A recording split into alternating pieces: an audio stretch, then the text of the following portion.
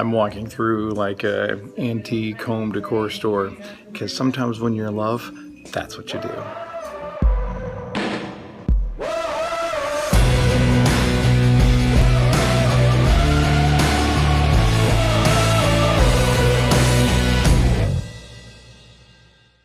Hi, it's Jeff. I'm in Dallas at the DFW airport in the part of the Metroplex, as they sometimes call the Dallas-Fort Worth area. Just on my way to Nashville. Had a minute, thought I'd pound out a question here. If you have questions for me, you can send them to ask@jeffshore.com and I'll answer them this way. So here's a question that's a very, very common question, or a very common issue anyway. And the question is, any tips for how to remember people's names? So this is one of the things. If we're in the sales business, we're in a relationship business, and we have to make sure that we're constantly paying attention to those relationships. And a person's name is obviously something that's very personal to them, and it means a lot to them. And the one tip that I would make sure that you're paying attention to is that keep in mind, when you hear a name, you hear it externally, but when you say it, you hear it internally. So if you want to remember somebody's name, the best way to be able to do that is to repeat it back as quickly as you can, and even a couple of times. So when you introduce yourself to somebody and they say, I say, hi, my name is Jeff. They say, hello, I'm Bill. And I say, Bill, nice to meet you, Bill. How you doing? I said it 2 times in a very natural way, but when I repeat it, I start to internalize it. If I can use it a 3rd time in the first 60 seconds, hey Bill, can I ask you a couple of quick questions just so I can help point you in the right direction? Much greater chance that I remember it. You want to remember a name? Repeat the name. Send your questions to ask@jeffshore.com. This is what's great about my life. I travel all over the country. I'm in Nashville today, and you see just these little hidden gem moments like these.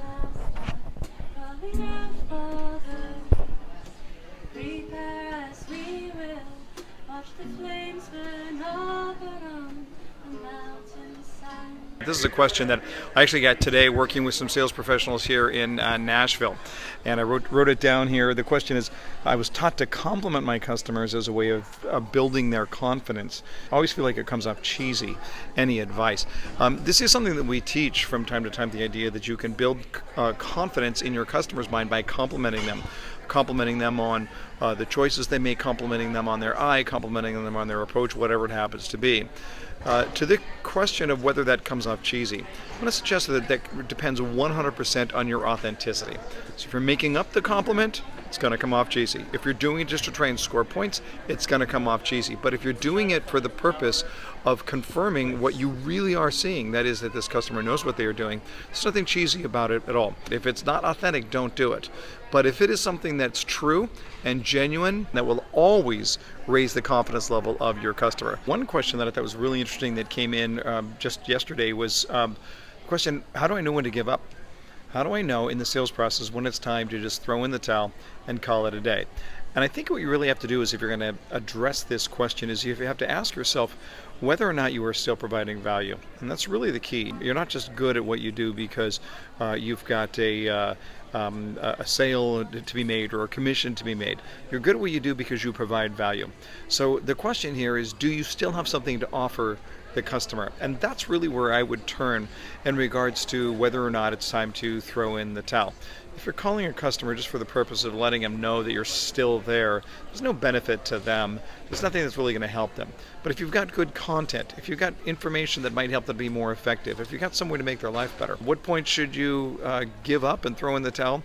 At the time that you no longer have anything to add to the discussion or any more value to offer.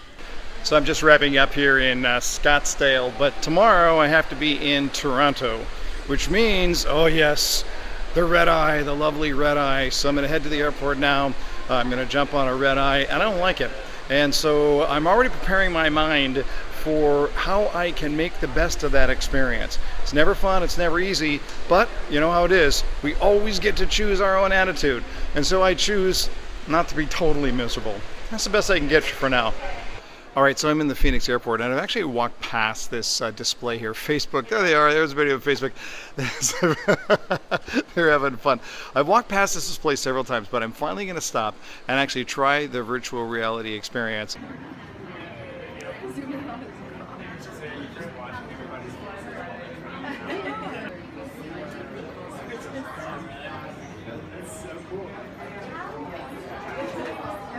Okay, so that was trippy, and awesome. Saw dinosaurs, had LeBron James dunk on me, just a series of video vignettes that were really cool. But you got the headphones on, so you're hearing it all, you're seeing it all, and it is so unbelievably real. That was really cool. If you're in Phoenix, I highly recommend stopping at the Facebook booth and trying it. It's totally free. This is the future. This is what's happening. We are in the day of virtual reality. It ain't going anywhere. It's coming soon to a headset near you. Enjoy.